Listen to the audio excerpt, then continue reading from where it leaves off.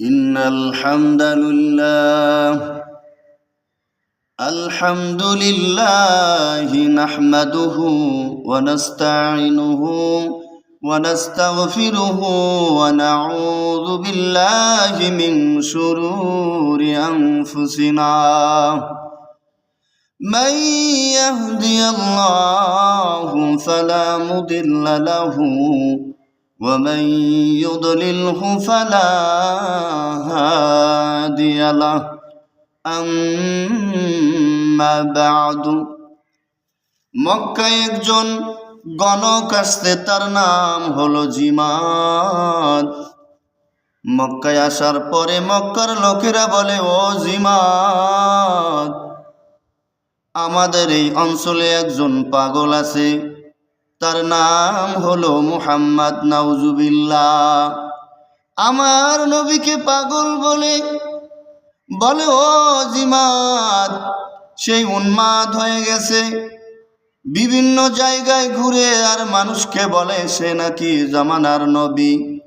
আবার সে এক ধর্ম আনিয়ে আসছে, তার নাম নাকি ইসলাম। আবার সে একটা কিতাব আসছে, সেই কিতাবের নাম নাকি কোরআন।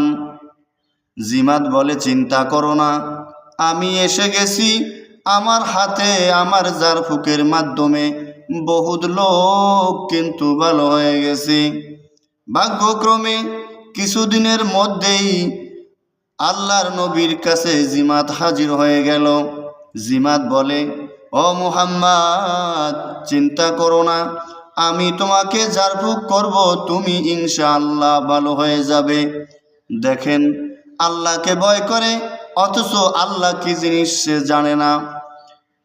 আল্লাহর নবী বলে, আমি যে পাগল হয়ে গেছি এই কথা তোমাকে কে বলেছে? জিমাদ বলে, কেন, তোমার গোত্রের লোকেরা আমাকে বলেছে তুমি নাকি উন্মাদ হয়ে গেছো, তোমাকে আমি জারফুকের মাধ্যমে ভালো করে দিব। আল্লাহর নবী বলে, ও জিমাদ, তোমার কথা বলা কি শেষ হয়েছে? জিমাদ বলে, আমার কথা বলা শেষ হয়েছে। আল্লাহর নবী তখন পাঠ করলো, ইন্নাল হামদালিল্লাহ, সমস্ত প্রশংসা ওই আল্লাহর জন্য। নাহমাদুহু ওয়া নাস্তাঈনুহু ওয়া নাস্তাগফিরুহু ওয়া নাউযু বিল্লাহি মিন শুরুরি আনফুসিনা। আমরা এক আল্লাহর কাছে সাহায্য প্রার্থনা করি, ওই আল্লাহ পাকের ইবাদত আমরা করি। আম্মা বা'দু ফাউযু বিল্লাহি মিনাশ শাইতানির রাজীম। মান ইয়াহদিয়াল্লাহু ফালা মুদিল্লা লাহু ওয়া মান ইউদ্লিলহু ফালা হাদিয়া লাহু। আল্লাহ পাক বলেন, যদি আমি কোনো লোককে হেদায়েত দেই সে হেদায়েত প্রাপ্ত হয়, আর যদি আমি কোনো মানুষকে গোমরাহ করি এমন কারো শক্তি নাই ওই লোককে গোমরাহ থেকে বিরত রাখি। জিমাদ বলে, ও মুহাম্মদ, এমন বাক্য তুমি আমাকে শুনাইলা, আমার জীবনে এই রকম বাক্য আমি আর দ্বিতীয় দিন শুনি নাই। তুমি বাক্যগুলো আবার আমাকে শোনাও। এভাবে একবার নয়, দুইবার নয়, তিনবার জিমাদ এই বাক্যগুলা শুনলো।